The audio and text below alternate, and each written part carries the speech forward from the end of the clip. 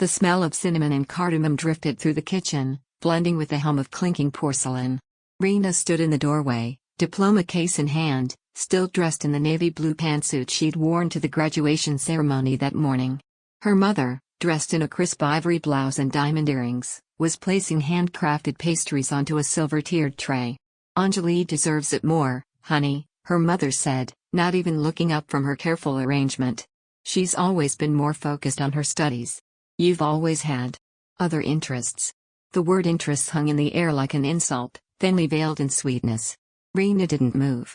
Her fingers tightened around the frame that held her medical school diploma, an identical twin to the one her sister had received earlier that day. Same degree. Same honors. Same grueling nights of studying until sunrise. But somehow, in their mother's eyes, Anjali's effort held more weight. "Mom," Rina said carefully, trying to keep the tremble out of her voice. "We graduated with the same GPA. We both walked across that stage. We both worked like hell. Why would you and Dad pay off all of Anjali's student loans, but not mine?" Her mother finally looked up, her expression already carved into polite disappointment. "You know Anjali doesn't have the same connections you do. That foundation in London, the one that offered you a position straight out of school? That was luck most students don't get. We felt it was only fair to help your sister a bit more." Rina blinked. "That foundation offered me a residency because I worked on a trauma study during rotations. I didn't just fall into it, I earned that spot. You know how many all-nighters I pulled for that research?" Her mother smiled faintly and turned back to the tray. "Well, you've always been resourceful. Anjali just needs a little extra support." Resourceful. There it was again. The excuse that explained away everything. It was the word they used when they couldn't bother to come to her school's open house, but made it to every one of Anjali's swim meets. When Anjali got a new hybrid sedan for her 22nd birthday, and Rina received a second-hand crock pot and a maybe next year. "Tomorrow's the party," her mother added, now adjusting the floral arrangement on the center island. "It would mean a lot to your sister if you were there." Rina said nothing at first. Her gaze wandered across the kitchen, so clean and curated it could be mistaken for a page out of a home design magazine. She thought of the emails she'd responded to from a hospital stairwell while Anjali was still asleep. The unpaid internship she'd taken in her first year. The ramen dinners and the ignored text messages. And now, this celebration for her sister's achievement of being debt-free, funded entirely by the very parents who once told Rina that college loans build character. "I'll be there," she said finally, her voice low. "I have an early shift, but I'll come." Her mother nodded approvingly. Not with relief that Rina would attend, but with satisfaction that nothing would taint Anjali's big day. Rina turned to leave, her stomach twisting. As she stepped outside and slid into her car, her phone buzzed. "Dr. Lala Sadie. Need to speak to you urgently. Big news about the Raftari Fellowship." The Raftari Fellowship. The most prestigious surgical research program in all of Europe. Rina had applied months ago, then buried the hope deep under layers of cautious pragmatism. She stared at the message, heart pounding. But the excitement was quickly drowned out by a realization, one as cold as it was familiar. Even if this news was everything she dreamed, her parents would find a way to call it a fluke, or just paperwork. They would smile for Anjali's party tomorrow and nod politely when Rina's name was mentioned, if it was mentioned at all. Because no matter what Rina did, it was never quite enough. The roots of this imbalance went deeper than any party or payout. From the beginning, Rina and Anjali had been different in every way. Though they were born only 5 minutes apart, their personalities split like dawn and dusk. Rina was quiet, methodical, always reading. Anjali lit up rooms. She was charming, athletic, the golden child with perfect social instincts. In school, Anjali was voted most likely to be famous. Rina was most likely to work behind the scenes. Their parents, Mira and Rina Patel, didn't see this as favoritism. They saw it as efficiency. Anjali needed nurturing. Rina could figure things out. When Rina got a full ride to Westbridge University, her parents praised her independence. When Anjali got a partial scholarship to a private college on the coast, they immediately took out a loan to cover the rest and called it an investment.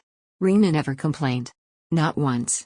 Not even when she worked part-time in undergrad while Anjali took summers off for yoga retreats and travel. Not when their parents missed her undergraduate convocation to attend Anjali's regional swim invitational. Instead, Rina found comfort in the one place where results didn't lie, medicine. The Bondi didn't play favorites. Neither did science. Blood tests and patient reports didn't care who smiled wider in family photos. Through hard work, she carved a name for herself in trauma surgery, no spotlight needed. And yet, here she was. Framed diploma in her passenger seat. A fellowship offer pending. And all she could think about was how her parents had made her sister's student debt disappear, like a magician pulling a white dove from a hat. Back at her apartment, Rina opened her email. Subject: Rooftop Surgical Fellowship, Award Notification. From Dr. Lala Sadie. She clicked. Dear Dr. Rina Patel. On behalf of the Rooftop Foundation, I'm thrilled to inform you that you've been selected for this year's fellowship. Your research in polytrauma response and your commitment to underserved communities stood out among over 700 applicants worldwide. This fellowship includes a €75,000 annual stipend, relocation assistance, and complete loan forgiveness. We look forward to welcoming you to Geneva. Dr. Sadie. Rina let out a shaky breath. She had done it. She was debt-free, not through handouts, but through merit. She was heading to Europe to work with some of the top surgeons in the world. But tomorrow, she'd still be in the background of a party for someone else's achievement. And for once, she wasn't sure she could bite her tongue. The next morning, Rina met Dr. Lala Sadie at her downtown office, a sunlit corner suite at Valmont General, with sweeping views of the bay and shelves lined with surgical textbooks and awards in gleaming silver frames. The woman was both revered and feared in the medical world, precise in her technique, fearless in leadership, and, to Rina, the first person outside her sister who had ever truly seen her. Dr. Sadie stood as Rina entered. Sit, she said, gesturing toward a leather chair. Her tone was warm, but purposeful. I assume you've seen the email, she added, a rare smile touching her lips. I have, Rina said, unable to stop her own smile from breaking through. I still can't believe it. You should, Dr. Sadie replied. The Rooftop committee doesn't make mistakes. They selected you because you're exceptional. And now it's time the world starts treating you that way. Rina folded her hands in her lap. It still doesn't feel real. Dr. Sadie leaned forward, elbows on her desk. I want to be very clear with you, Rina. This isn't just a prestigious title. This is a career-defining moment. What you do with it, how you position yourself, matters. People will take notice. Rina nodded, but said nothing. Dr. Sadie narrowed her eyes, reading her. There's something you're not saying. Rina hesitated. It's my sister's party tonight. A debt-free celebration. My parents organized it. Huge guest list. Big production. They didn't even mention that I also graduated, let alone that I got the fellowship. Dr. Sadie raised an eyebrow. And you're going? I promised her, Rina said. I won't bail. A pause. I was invited too, Dr. Sadie said calmly. Your mother sent a formal note to the department. She likely didn't expect me to attend. Rina blinked. You're going? I am, Dr. Sadie said, her tone sharpening. And if you're comfortable, I'd like to announce your fellowship there. Rina's heart thudded. Tonight? Yes. The way I see it, they're publicly honoring your sister for having her loans paid off, a generous gift, but not an earned accolade. You, on the other hand, secured loan forgiveness through your work. Through excellence. I don't know, Rina murmured. It's supposed to be her night. I don't want to seem like I'm trying to steal the spotlight. Dr. Sadie tilted her head. Rina, I've watched your parents minimize you at every academic function. I've seen their expressions when I spoke of your published research. You could have cured sepsis and they'd still ask if Anjali had eaten lunch. That made Rina laugh, quietly, painfully. I understand your hesitation, Dr. Sadie continued. But sometimes, recognition has to be loud. If you don't own your success, they'll keep pretending it doesn't exist. Rina looked down at her hands. I just don't want to make things worse. They're already worse, Dr. Sadie said gently. They just hide it behind sugar and applause. A long silence stretched between them. Then Rina nodded. Okay. If they ask you to speak, you can announce it. Dr. Sadie smiled, not with triumph, but with something gentler. Pride. You're doing the right thing. That afternoon, Rina received a text from Anjali. Anjali. Mom's going overboard for tonight. It's honestly embarrassing. Wish she'd been half this enthusiastic when we both matched at the same hospital. Rina stared at the screen. This wasn't the usual peppy, curated version of Anjali. It sounded honest. She began typing, then paused. Before she could decide what to say, another message arrived. Anjali. Just hope you come. Feels weird without you in the spotlight too. Rina felt a strange pang. Maybe her sister had noticed more than she let on. Moments later, another message came in, from her mother. Mom. Don't forget to wear something bright tonight. It's Anjali's moment. Please don't bring up your work or anything stressful. Let her have this. Rina didn't respond. She didn't need to. Tonight, for once, the truth would speak for itself. By early evening, the rooftop of the Soleil Hotel was bathed in golden light. Crystal centerpieces shimmered on every table. Waiters circulated with glasses of Prosecco. At the far end of the terrace hung a massive banner, "Congratulations, Dr. Anjali Patel, a future without limits." No mention of Rina. Not even a quiet footnote. She smoothed down the pleats of her emerald dress and stepped out of the elevator. As she crossed the terrace, she spotted Anjali laughing with old classmates. Her smile faltered when she saw Rina, replaced by something more solemn. She hurried over. "You made it," she said, hugging her.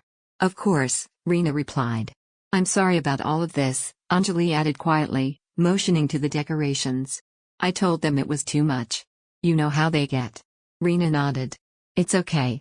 I'm here for you." Anjali looked at her, genuinely. "You shouldn't be the afterthought." Before Rina could reply, their mother swooped in with a bright, performative smile. "There you are. Rina, can you check with the catering staff? Your cousin's vegan now. Or maybe gluten-free. Who can keep up?" Without waiting for an answer, she pulled Anjali away toward a group of hospital donors. Rina exhaled slowly and made her way toward the drinks table. As the evening progressed, Rina played her part, smiling, nodding, keeping to the sidelines. The music played softly. Speeches were made. Toasts raised. Her parents beamed with every mention of Anjali's bright future. And then came the final round of introductions. Her father took the microphone, standing tall at the center of the terrace. "We're honored to celebrate our brilliant daughter tonight," he began. "Anjali's commitment to medicine, her spirit, her perseverance, it's truly an inspiration." The applause was loud, polite, expected. "And we're grateful to all who supported her along the way, especially her mentors and professors." He smiled toward the faculty table. "We're especially lucky to have Dr. Sadie here tonight. A luminary in the surgical world." Dr. Sadie stood, lifting her glass. "Thank you, Mr. Patel. I'd like to say a few words."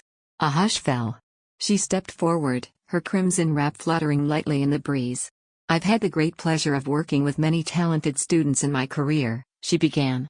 "But one stands out, not just for her intellect, but for her resilience, her tenacity, and her compassion." Rina's throat tightened. "I'm thrilled to announce," Dr. Sadie continued, "that Dr. Rina Patel has been awarded the Rooftop Surgical Fellowship, Europe's most competitive research appointment. She will be joining the Geneva Institute this fall." A beat of silence. Then gasps. Then applause. Loud. Genuine. Sustained. People turned. Heads swiveled. Suddenly, everyone was looking at Rina, not out of politeness, but in awe. She stood frozen, then slowly smiled as Dr. Sadie raised her glass toward her. "To Rina," she said. "Not just a brilliant physician, but a testament to what true merit looks like." Across the room, her parents sat stunned. Anjali, however, was already clapping. Beaming. Rina didn't need to speak. Not yet. For the first time, her story had spoken for her. The applause rolled over Rina like ocean waves, unexpected, powerful, cleansing. For a moment, she stood motionless, glass of water in hand, unable to process the sudden attention. Her cheeks flushed under the string lights overhead, but it wasn't embarrassment. It was something else. Pride. Long denied, long deserved.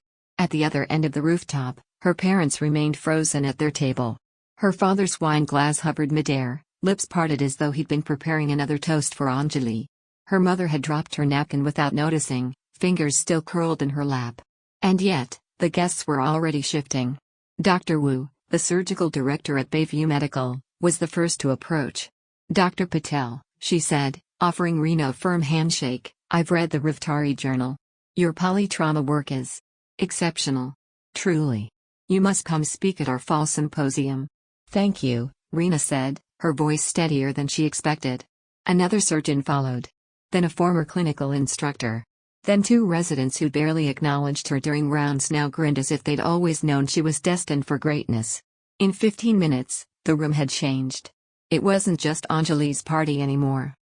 Across the crowd, Rina finally spotted her sister again, no longer in the spotlight, but watching Rina from the perimeter. Anjali lifted her glass and offered a small smile. It wasn't envy in her expression.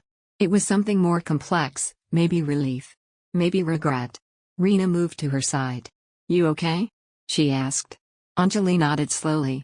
"I think so. Just adjusting." "To what?" "To the reality I always knew but never said aloud," Anjali murmured. "That they've always put me in the front row while pushing you behind the curtain. And you still managed to outshine everyone." Rina didn't respond right away. "I didn't want it to happen this way," she finally said. "I didn't plan to." "I'm glad it did," Anjali interrupted. "Because they needed to hear it. All of them did." Her eyes flicked toward their parents, who were now stiffly mingling, trying to salvage control of the narrative. Their father laughed too loudly with a colleague, their mother offered awkward congratulations to guests who looked more interested in Rina than in the handcrafted cake that now seemed almost garish. "I kept thinking," Anjali said, "that being the favorite meant I was more lovable. But it just meant I was easier to manage. I never even knew what I was missing until I watched you stand in that spotlight and earn every ounce of it." Rina looked at her sister then, really looked. For the first time in years, she didn't see a rival. She saw another woman shaped by the same house, but through a different filter. A sister who might finally be learning to step out of their parents' shadow too, in her own way. Their conversation was interrupted by their mother's soft voice.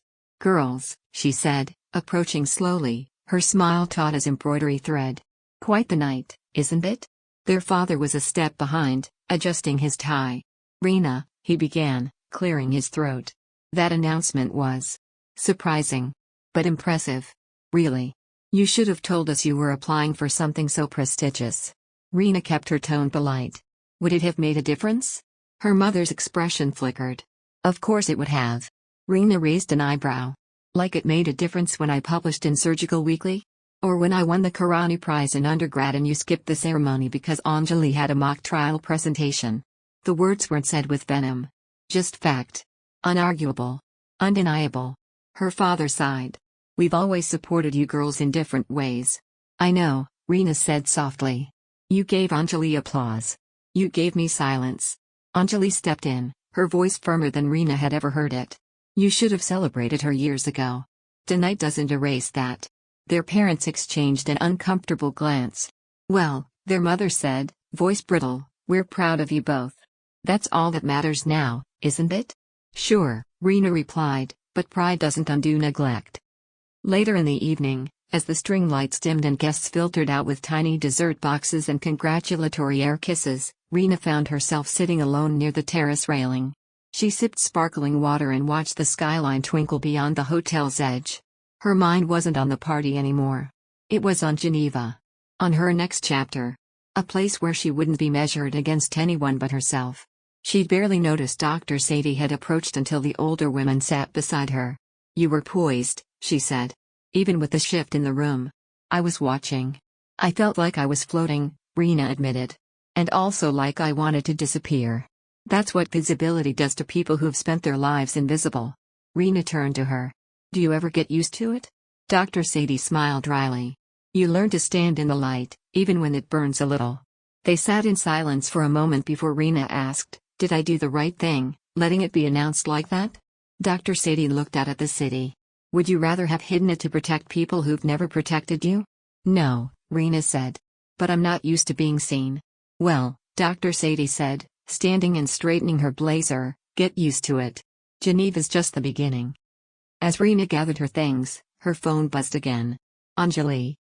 Can we have lunch this week? Just us. I want to talk. For real." Rina typed back. "I'd like that." And she meant it. Because maybe the two of them weren't just twins raised under the same roof. Maybe they were survivors of the same silent war. And maybe, just maybe, they were learning how to walk through the fire, side by side this time. The following morning, the sky was heavy with coastal fog, casting a gray filter over Rina's apartment. She sat cross-legged on her living room floor, surrounded by open envelopes and a half-eaten bowl of cereal. Her phone had been buzzing non-stop since the party ended. Texts from colleagues, former classmates. Even professors who'd once dismissed her with polite indifference were now sending messages of awe. But the messages that stood out the most were from her parents. Mom. We'd like to come by this afternoon. We have something for you. Dad. Let's sit down. No arguments. We're proud of you, Rina. She stared at the texts for a long time, unsure whether to respond. Their praise now felt conditional. Reactionary. Not born of recognition but of necessity. They had been cornered by the truth, and now they were scrambling to reframe it. Still, part of her, the part that had long craved their validation, was tempted. Just once, maybe they'd come in peace. Just once, maybe they'd say it without disclaimers. At 3 p.m., her parents arrived, stepping inside with hesitant smiles and a paper shopping bag from a high-end jewelry boutique. Her father's shoes were too shiny. Her mother had worn pearls. They were dressed for performance. We thought this might be a small token, her mother said, pulling out a rose gold watch, almost identical to the one they had given Anjali 6 months earlier. We meant to give it to you when you graduated. Things just got busy. Rina took it silently. It was beautiful, but cold in her hand. Weighty with guilt, not grace. We know it's late, her father added quickly. But we were so impressed last night. We didn't realize how far along you were with your research.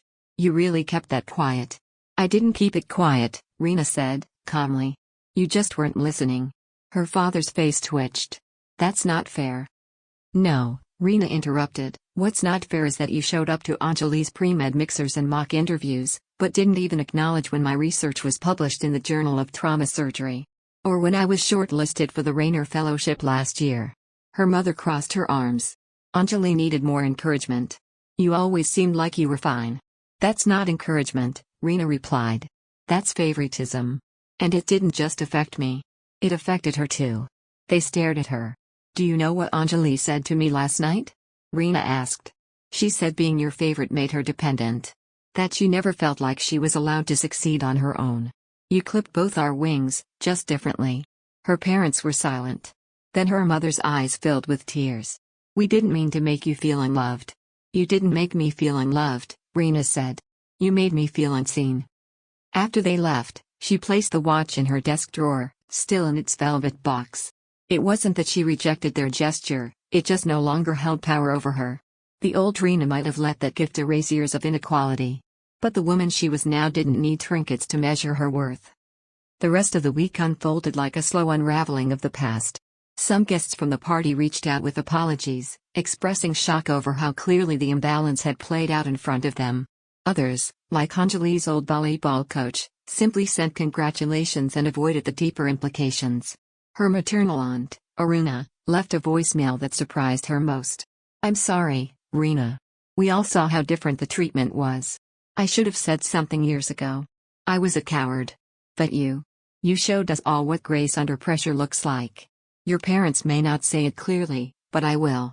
You deserved better. Rina saved the voicemail. Not because she needed it, but because it reminded her she hadn't imagined it all. One afternoon, Anjali came by with takeout and 2 coffees. She sat on Rina's couch, hair tied in a loose bun, wearing joggers and no makeup. They're still stunned, she said, poking at her curry. Dad keeps bringing up the rooftop like he discovered it himself. And Mom's been baking constantly, some kind of guilt therapy. Rina chuckled. Are you okay? I am now, Anjali said. Honestly? I feel like I've taken off a costume I didn't know I was wearing. I was always scared that if I stopped performing, they'd stop loving me. And did they? Rina asked. Anjali smiled, eyes tired but sincere. No. But their love comes with conditions. Yours doesn't. That's what I've learned. They ate in silence for a moment. Then Anjali added, Are you really leaving next week? Flights booked. Visas finalized. Apartment in Geneva is tiny, but perfect. I'm proud of you, Anjali said. Really. I always have been. I just didn't know how to say it when everything was so uneven. You just did, Rina said quietly. They clinked takeout containers. The night before her departure, Rina stood in her empty bedroom, suitcase zipped, walls bare. Her diploma was packed. Her stethoscope coiled neatly. On the desk sat one last thing, a framed childhood photo, her and Anjali, age 6, side by side in matching overalls. For years, she'd looked at that photo and wondered how two girls raised under the same roof could be treated so differently. Now she knew, it wasn't about worth. It was about perception. Fear. Projection. And she'd finally stepped out from under all of it.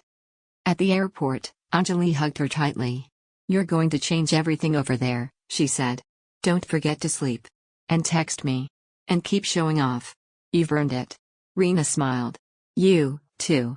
Make Detroit yours." As she walked toward security, her phone buzzed. A text from her father. "We'll miss you. And we're sorry for the things we got wrong." She didn't reply. Not because she was angry, but because she was already beyond it. She was free. And tomorrow, she'd wake up in Geneva. Not just as a doctor. Not just as someone's daughter or sister. But as Rina. Whole. Chosen. And finally, truly seen. The air in Geneva was different, crisp, clear, touched by something Rina couldn't quite name. Maybe it was altitude, maybe opportunity. Maybe it was the absence of everything that had weighed her down. From the balcony of her studio apartment overlooking Lake Léman, she could see the snow-dusted Alps rising in the distance like patient giants. On clear mornings, the water mirrored them perfectly. On foggy days, they seemed to vanish, like a dream half-remembered. Rina loved both versions. It had been 3 weeks since she arrived. 3 weeks of long days at the rooftop Institute, an elite center for surgical innovation, where halls echoed with languages from across the globe and breakthroughs happened in whispered conversations over CT scans. 3 weeks of walking into labs where her ID badge didn't surprise anyone, where her name wasn't an afterthought, and where her voice, measured, precise, deeply informed, was listened to as equal. Here, she was not someone's second daughter. She was Dr. Rina Patel, lead fellow in traumatic surgical research. And she had never felt more at home. Mornings began early. She'd walk past flower stalls near the Cornavin station, grab an espresso and a fresh croissant from a smiling vendor who now greeted her by name, then ride the tram to the institute. Her days were a flurry of lab reports, surgical observations, and collaborative meetings. The rooftop Institute didn't operate like a traditional hospital. It was a hybrid, a think tank in motion, part clinical and part academic, where innovation trumped hierarchy. Rina was paired with Dr. Henrietta Klein, a Dutch trauma specialist with the intensity of a hawk and the mentorship style of a fire starter. "You don't need permission," Dr. Klein said on Rina's second day. "If you see a flaw in our protocol, say so. If you have an idea, pitch it. This is where hesitation goes to die." By the end of that week, Rina had already proposed 2 changes to their hemorrhage response workflow, one of which was now in early-stage trials. "Not bad for the new girl," Henrietta had said, clapping her on the back. The praise was public. Loud. Earned. And it didn't come with an asterisk. Back in Detroit, her parents texted weekly now, sometimes daily. Photos of the dog. Snapshots of a family dinner. Messages that started with thinking of you and ended with emoji hearts. Guilt wrapped in pleasantries. She responded occasionally, but briefly. She no longer needed them to see her. That had once been the thing she craved most, visibility. But now, standing on her own, thousands of miles away, Rina realized that being seen wasn't just about being noticed. It was about being respected, valued, celebrated. Her parents could love her from afar, and she could choose peace over proximity. She had no obligation to keep reopening old wounds. Anjali, however, was a different story. They'd been video calling once a week, carving out time across time zones like a ritual. Anjali's residency was in full swing, and though she looked tired, she looked real. Messy hair, cluttered desk, badge lanyard always around her neck. "I told Mom she needs to stop introducing me as another doctor," Anjali confessed one evening, mid-sip of box wine. "It's not a personality trait." Rina snorted. "What did she say?" She changed the subject to zucchini muffins. They laughed.